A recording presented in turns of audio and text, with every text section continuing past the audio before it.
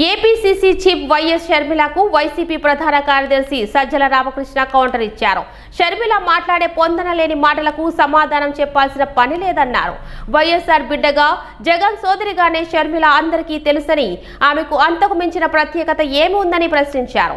ఫ్యామిలీపై CM చెప్పినదంతా నిజమేనని, జగన్ తండ్రి వైఎస్ఆర్ అని చెప్పే స్థాయికి ఆయన ఎదిగారని వెల్లడించారు.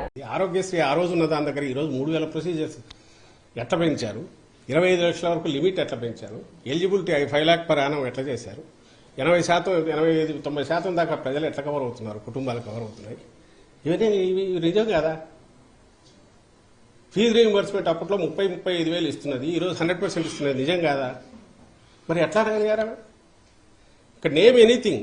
ఎక్కడ రాజశేఖర రెడ్డి గారి ఆశయాలు ఈయన మర్చిపోయారు, వెనక వేశారు. ఆయన మరింత పదునెక్కించారు, మెరుగుపరిచారు, వాటిని వ్యవస్థీకృతం చేశారు. ఇంక్లూడింగ్ డెలివరీ సిస్టమ్ కిందికి తీసుకెళ్లారు. నేను ఇది ఎక్స్ప్లెనేషన్ లాగా ఇవ్వట్లా, ప్రజలకు చెప్తున్నాం. ఆమె అనే మాటల్లో ఆమె మిగిలిన వాళ్ళు ఎలాగో అంటున్నారు. ఈరోజు ఈ కేవలం జగన్మోహన్ రెడ్డి గారి చెల్లెలనే ఏకైక అర్హత, రాజశేఖర రెడ్డి గారి బిడ్డ జగన్మోహన్ రెడ్డి గారి చెల్లెల ఏకైక అర్హతతో సోనియా గాంధీ వాళ్ళు తెచ్చి ఈ పోస్ట్ ఇస్తే అక్కడి నుంచి ఇక్కడికి వచ్చి ఇమ్మీడియట్ మొదలు పెట్టి రోజు రోజుకు అటాక్ పెంచుతున్న దాంట్లో ఇంత అబద్దాలు కనపడుతున్నాయి. ఇవి ప్రజలు గమనించాలి, ప్రజలకు చెప్తున్నాం. ఇంకో విషయం కూడా చెప్పదలుచుకున్నాం. షర్మిలమ్మ గారికి సంబంధించినంత వరకు 2.5 ఏళ్లు పార్టీ అక్కడ, నాకు తెలిసి 2.5 ఏళ్లు తెలంగాణలో పెట్టినట్టున్నారు, వైఎస్ఆర్ తెలంగాణ పార్టీ. సరే, ఆ స్టేట్కి వెళ్ళారు, పార్టీ పెట్టారు. అప్పుడు చాలా మంది అడిగారు, మీ కామెంట్ ఏంది, మీది ఇది అని. ఆమె she chose her path and అక్కడ ఏదైనా చేసినా we wish her all the best అని చెప్పాము. ఆమె ఏమైనా మంచి ఇది అయితే మా వైఎస్ఆర్ కుటుంబ సభ్యురాలుగా, జగన్మోహన్ రెడ్డి గారి చెల్లెలుగా సక్సెస్ అయితే హ్యాపీగానే ఫీల్ అవుతాము. సరే, వాట్ ఎవర్ ద రీజన్స్, అది జర్నీ అయింది, సడన్ గా కట్ అయింది.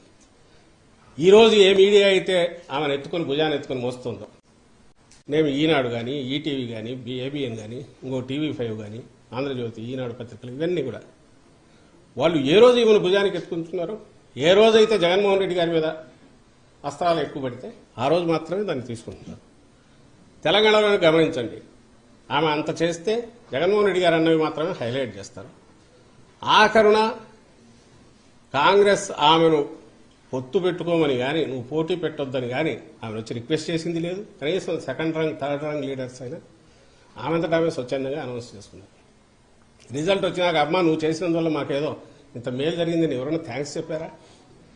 మరి ఆ సమయంలో ఎవరైనా ఈ పత్రిక, ఈ మీడియా ఎవరైనా పాపం ఈమె ఇంత కష్టపడింది, తను ఎంతో కొంత డెంటింగ్ చేయగలిగిన దేనికి మనం కాంగ్రెస్ పార్టీకి దాన్ని ప్రభావితం ఓట్లు కొన్ని చీల్చగలిగిన దీంట్లో ఉండి త్యాగం చేసిన ఆమె నాయకురాలు కాంగ్రెస్ గుర్తించలేదు. వాళ్ళేమని రాశారా? అసలు తెలంగాణలో ఇర్రెలవెంట్ ఎందుకయింది ఈమె? ఆ రోజు అక్కడ మొదలు పెట్టిన తిట్లు అందరికీ పడినట్టున్నాయి. ఆఖరికి ఇంక్లూడింగ్ ఆ కాంగ్రెస్ తిట్టారు. లాస్ట్లో అదే కాంగ్రెస్ దీనికి ఇది అయ్యారు.